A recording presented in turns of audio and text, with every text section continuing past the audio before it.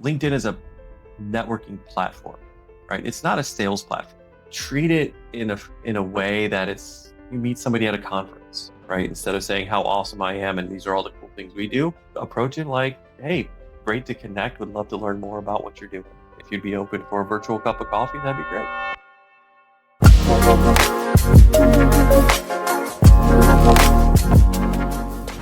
Hello, Bryce. Welcome to Lazy Entrepreneur Podcast. I'm excited to see you again today. And today is going to be a different kind of meeting because when we met last time, we were just connecting and getting to know each other's businesses. Yeah. And for you guys who are listening to this episode, I just want to give you a little bit of a background. Bryce and I met on LinkedIn, so we got connected there. And now, we have this collaboration going on together, which I'm also excited because the topic that we're going to talk about is building relationships. And I think the platform that we're going to mainly focus on is LinkedIn, right? Because that is where your expertise is at. But before we dive in, Bryce, can you introduce yourself to our listeners? Yeah, absolutely. Thanks for having me on. Number one, it's going to be an exciting conversation. So It is. Stoked about it. But yeah, so, like you said, Christy, I'm Bryce. I live in Ohio and I've been in sales for my whole entire career. So 25 years. It's flown by. And through those years, I've really kind of helped other companies build their brands and, go to market and like just absolutely crush your goals. So about 2 years ago, I decided to make that jump into, my own company, right, with Factor 15. And really wanted to focus on, helping other companies still build their brands and absolutely, reach their goals, and revenue targets. And went through a couple different pivots along the way from coaching and to what we're doing now, which is, really focusing on LinkedIn networking. So excited to have the conversation around the impact of your network. I love it. Thank you so much for introducing yourself. So you help clients with LinkedIn, right? Especially B2B clients, and you help them get leads from LinkedIn. And we all know it's not an easy task to do. I mean, 7 or 8 years, 10 years ago, it may be different, right? Because right now, LinkedIn is saturated with salespeople, including me, because I'm on LinkedIn. You and me are, no matter how, I don't want to say I want to sell to people, but the end goal is we want to sell to one another, right? But it's just the only difference is the approach, right? How are you doing it? Are you doing it, hardcore, or are you doing it in a more subtle way? So in your case, what do you think is the best way to get leads from LinkedIn? So that's an interesting question. To your point, there's a lot of salespeople on LinkedIn, right? And there's a lot of people reaching out. We've all gotten those connection requests that are, you accept it, and then they're like, thanks for connecting. This is how awesome I am. These are the cool things that I've done. Here's my meeting link. Why don't you book a meeting? We lovingly call those pitch slaps. And, it's very off-putting. So it is in the approach. LinkedIn is a networking platform, right? It's not a sales platform. It's not a platform like, email or even cold calling, where people are used to that. LinkedIn is you're building your network, you're building your brand. So those people that you're bringing into your internal circle on the first degree connections, these people are accepting it. They want to make sure like, hey, look, you do something that is something that's of value to me. And, more than happy to bring you into my inner circle. So treat it in a way that it's you meet somebody at a conference, right? Instead of saying how awesome I am and these are all the cool things we do, approach it like, hey, great to connect. Would love to learn more about what you're doing. If you'd be open for a virtual cup of coffee, that'd be great.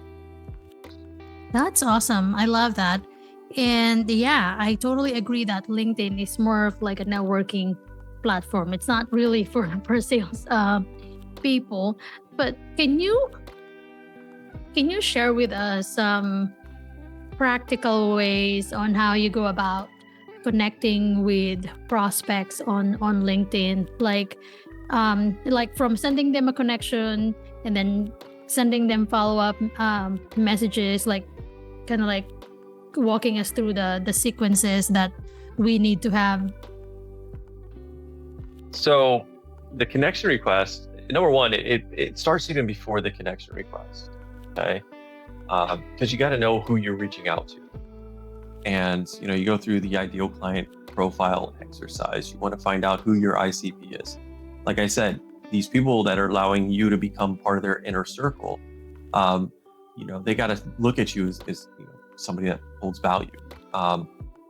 And you're targeting the people that would look at your services or the value you bring or the knowledge that you bring as valuable. So understand who you should target, why do they care about you, and what problems you can solve for them. So that's number one. You figure out who the prospects are. If you have a bad list or if you have the target off, they're not going to accept your connection request because they're not going to see it. They're not going to see the importance of being. So that's something that, like with my company, Factor 15, we really take a lot of time trying to figure out with our clients. We want to make sure we're reaching out to the right people. So when you do send the connection request, we've done a lot of testing. And you can put a message in the connection request or you can leave it blank. But we found more times than not, sending a blank connection request outperforms anything with a message inside of it. Really? It's interesting, but the theory that we have behind that is your profile is what's bringing the credibility to the connection. As soon as you put like a message in there, it kind of takes the credibility away from leaning on the profile to leaning on the message. Even if it's, hey, looking forward to connect, right? That kind of degrades a little bit of the credibility, right? So, but if you leave it blank, they're going to look at you, they're going to see your picture, they're going to see your header, and they're going to be like, yeah, Christy, absolutely. Cool. So it's also important that you optimize your LinkedIn account before even sending connection requests, right? Because if you have not a very good photo on LinkedIn, and your banner on LinkedIn doesn't also speak to what you do or speak to your audience, they won't be enticed to or compelled to accept your connection request. And so let's say they accepted the connection request. So what happens after that? Like, when is the time that you offer to have a coffee chat with them or a virtual call with them? Immediately? So it depends, right? It depends on your audience. Some are okay with, first message like, hey, would love to learn more about what you're doing. How about a virtual cup of coffee? That works really well for us as a company, Factor 15, because obviously dog fooding our own platform. So, but some of our clients, what we want to do is build a little bit of like a buffer message, right? Thanks for connecting, looking forward to have you part of my network type of thing. And then a follow-up message, maybe 2 or 3 days later, of offering, the virtual cup of coffee or to meet in person or invite them to a webinar, a podcast, or whatever the call to action. Yeah, because what I do right now is, I want to build a relationship with my LinkedIn connections, and they're human beings, right? Like, and they want to be treated as human beings, and we're for relationships, and so what I do is I send them a connection request, and then I thank them for accepting my connection request, and then after that I kind of ask them, like if they want a resource, like, hey, I have a lead magnet on how to do so. Is this something you would like to have? And then after that, then I ask them to book a call with me, or something. So, and then during the call, kind of like the call that we had, like just getting to know each other, getting to know each other's businesses. It's not really about selling to them, but it's more like how can I add value to this person, or if I can connect this person to somebody else. And if there is a collaboration between the two of you, then that's good. If not, then maybe in the future, right? And I actually have a list of I have an Excel sheet called networking database. So I have the names of the people that I met, virtual and then physical, and then I put in there my Fathom note taker link, so that I can also kind of refresh my memory as to what we talked about when we last met. So when it comes to building a relationship, so so sending a connection request, sending follow-up messages, where does the building of relationship comes? So it's exactly like you said. You know, you kind of provide the value in the messaging. Direct messages are just to get that curiosity and spark the conversation. That's the way we look at it. That's the way I look at it. It's like something just to spark it. The real relationship building happens like this, right? It's when you get on the call and you don't have a hard sell agenda when you get on the call. It's not like a discovery call in the traditional sense. It's exactly how what you were talking about, Chris. Like coming on and like learning about their business, understanding what you do, seeing if there's a way that you can collaborate. Maybe it does turn into a discovery call. We've got all of our clients like that. Every single one of our clients at Factor 15 have started off just like this. But not all of our calls end up in a sale.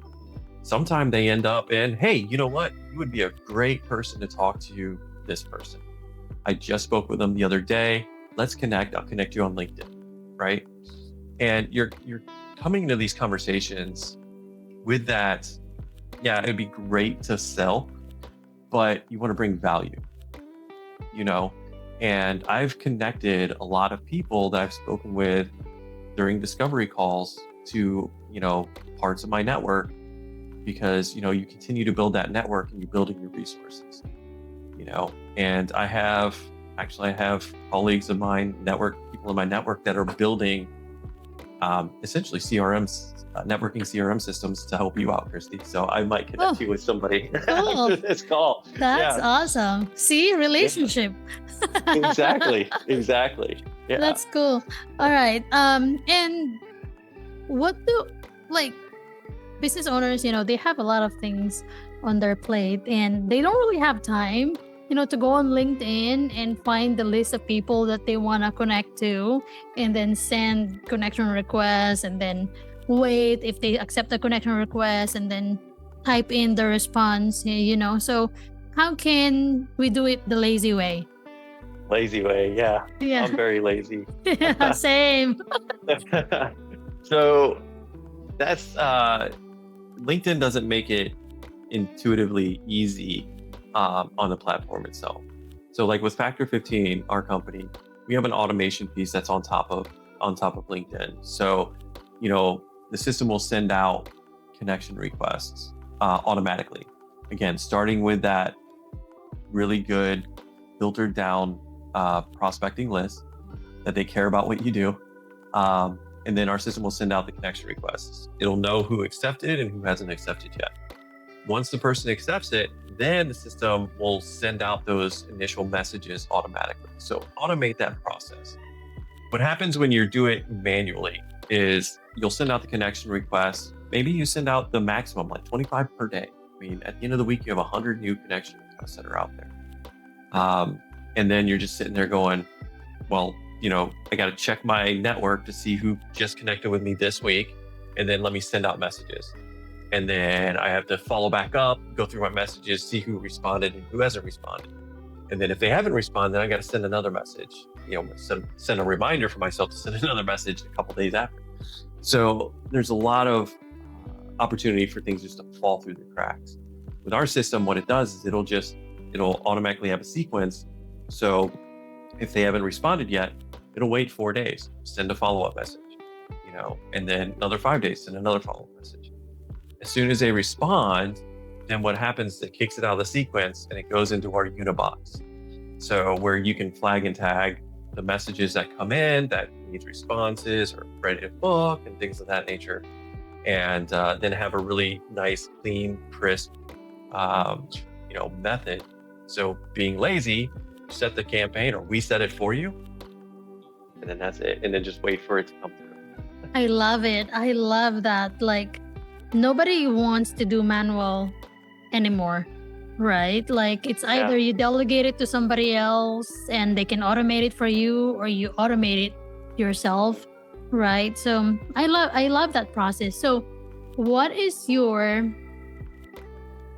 advice to people? Well, maybe we can start with this first. Why do you think LinkedIn is good for B2B? Yeah, so I wouldn't say it's an underutilized platform, because everybody's using it, right? So it's a poorly utilized platform because of the reasons why you mentioned earlier. There's so many salespeople out there, right, bitch slapping everybody. So here, the LinkedIn is one of the only platforms that I know of that's as large as it is, has billions of users, focus on B2B, and you can post publicly, and then you can also DM specifically, in regards to B2B. The cool thing about LinkedIn is, your public posts are going out, and they have an algorithm, of course, like every other social platform out there, to see who actually sees, what you're posting. And, you're putting the time and effort into posts, right? You're thinking about it. You're like, well, what should I post? Some of the best practices that we have is when you're writing a public post, think like if you're sitting or standing on a stage giving a TED talk to your ICP. Like, think of your audience as your ideal client profiles. And then whatever they care about, that's the topic that you write, and that's what you're going to post on LinkedIn. And then because of the way the algorithm works, if you're connected on a first degree basis, they're going to serve up that post as a priority to your first degree connections. So you're connecting with your ICPs, you're posting publicly about the topics that they care about and building your credibility and your thought leadership and everything. So it's going to send it as priority. They're going to see it more often. Then if you have a system like ours or whatever, and you're engaged with them in a one-on-one message, LinkedIn's going to be like, holy crap, not only, is Christy and Bryce connected on a first degree basis, but they're DMing each other. So Bryce is absolutely going to want to see what Christy has. So it'll upgrade, I guess, that priority by like roughly 70%. So I'll see your posts a lot more often in my feed if we're first degree and in a DM. So there's a really cool long tail impact of awareness that you can leverage on LinkedIn. Right, yeah. I think you're talking about LinkedIn SSI, because LinkedIn SSI is kind of like your score, right?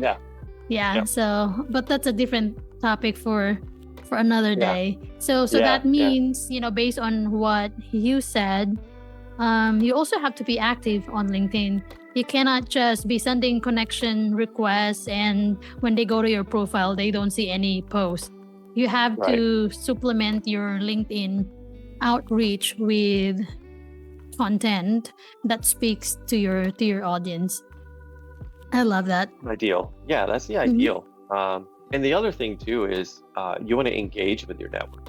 You don't want to just send out the connections and then just DMs, and then ask for calls and ask if they need anything like that. But you see them posting, like their posts, comment on it, share it, right? And be an active member of your network.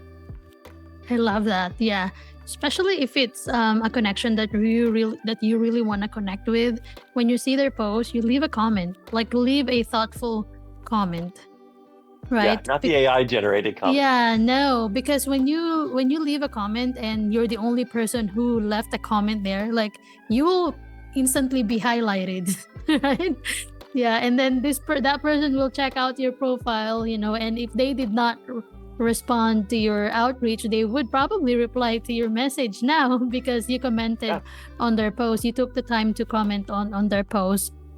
Okay, so Yeah, I mean, a specific example of that too. Like we have a contact, a network that's looking at utilizing Factor 15, and we've been talking back and forth, and he kind of ghosted for a little bit. Like, okay, it happens, it's fine. And then he posted that he started a new job. Makes sense now. So I just commented, "Hey, congrats, man! Excited for you. It's gonna be exciting." And he replied to my comment. He's like, "Yeah, we got to get connected. I've seen your messages. Let me have the dust settle." Done. So we're getting a meeting booked right now. that's amazing. That's Yeah. amazing. Awesome. Okay. What is one thing that people shouldn't do on LinkedIn One thing that we haven't talked about yet? yeah, that we haven't talked about. That's a good question. You got to be genuine. You have to be genuine on LinkedIn. Not saying don't leverage AI, because you can still be genuine with AI. Do the prompts, get the comments, but don't just blindly create something, post it, and that's it, right? Because you're building your brand, right? And your brand is your brand, your professional brand. It's gonna follow you no matter where you go. So really put the time and effort into like, okay, what's my messaging? Where do I want my thought leadership to be? Instead of just gunshotting it. Right. I love that. Okay. Well, those are really great insights you shared, Bryce. I'm pretty sure our listeners have gotten a lot of not just information, but takeaways from what you shared. So as we wrap up, my previous guest asked a very good question. And her question for you is, what does a typical day look like for you? So explain your day in the life. What is Bryce a day in the life? A day in the life of Bryce. Okay. So I am a dad of two daughters. I have my wife. So my day starts with getting ready, like we have one still left in the house. Bella. What time is that? That's like roughly about 7 o'clock. Okay. Right. And so Bella is good. Like she'll get up on her own, which is great. Our oldest daughter was a little bit more difficult to get up. But we get ready. I like to have the morning as this is my mentally preparation time. Okay. So I'll have my coffee, I'll do devotions, and then I'll look at the news, and then I'll just get mentally prepared for the day. Like look at my calendar. Okay, what do we got on? What are the top priorities that we have to hit today to execute on, to be, to take Factor 15 to the next level? And then just really kind of map out my day, because essentially our calls start at 9 o'clock. Once 9 hits, it's client calls, internal calls, client execution. So that's 9 to about 6 or 7 o'clock. It's just straight calls and work. And then once 7 o'clock hits, then it's kind of review the day, like what went well, what didn't go well, what was still left in the docket. That's a higher priority that I need to make sure that we hit this tomorrow morning. And then rinse and repeat. Yeah, it's pretty much the same the rest of the week. Yeah. So interesting, because my previous guest, she's also from Ohio. Cool. Heck yeah. She's also from Ohio. And she also has kids. And so she's a mom, so I'm sure she can relate to what you shared, and she's so excited to hear your answer to the question. Okay, what question do you wanna ask my next guest? So, one of my favorite questions to ask is, what's one thing that you've done that you never thought you would be able to do? I love that. Yeah. Wow. You know what? The questions of my guests that they're asking my next guest, it's just mind-blowing. Good questions. Questions that I wouldn't even thought myself. Yeah.